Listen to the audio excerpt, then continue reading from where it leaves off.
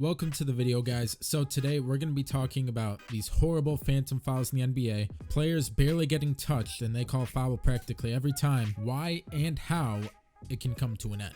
Of course, I'm sure the vast majority of you guys hate to see the flopping, hate to see these horrible calls and these offensive players manipulating the refs. It's exciting to see some players score 30, 40, 50 points a night, teams score 130 plus, but at some point you just gotta say enough is enough, the flopping's gotta come to an end, and we need to see some serious real basketball. There is a couple things the league needs to do to get this problem solved. The first thing that needs to happen is these refs cannot let the players intimidate or pressure them into making certain calls. What I mean by that is, do you ever see the refs not call a foul on a player? The dude that thinks he gets fouled gets super pissed, he gets up on their face screaming, and he's basically just saying like, what the fuck, where's my foul?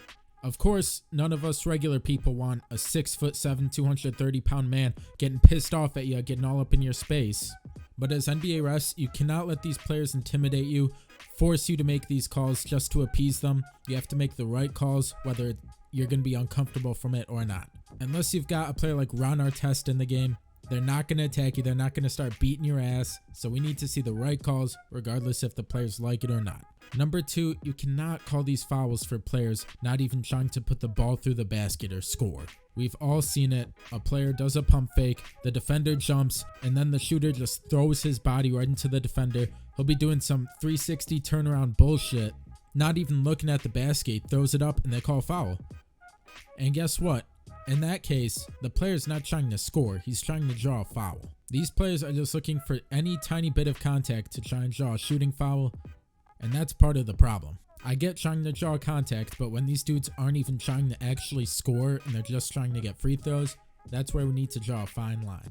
Not saying dudes can get clothesline at half court, but I think we all know what I mean. Stop just looking for cheap contact, try and seriously score, and if you get fouled in that case, then call the foul, of course.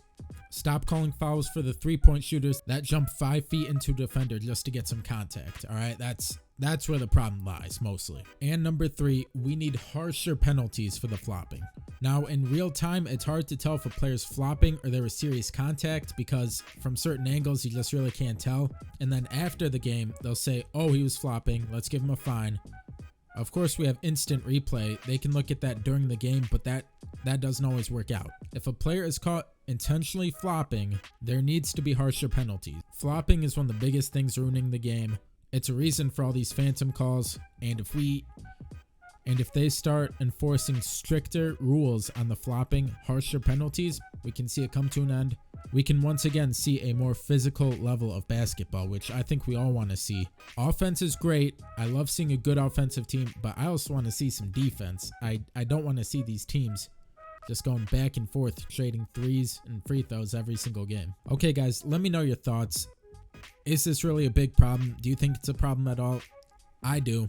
Comment down below and make sure you leave a like and subscribe for more. I'll talk to you guys later. Peace out.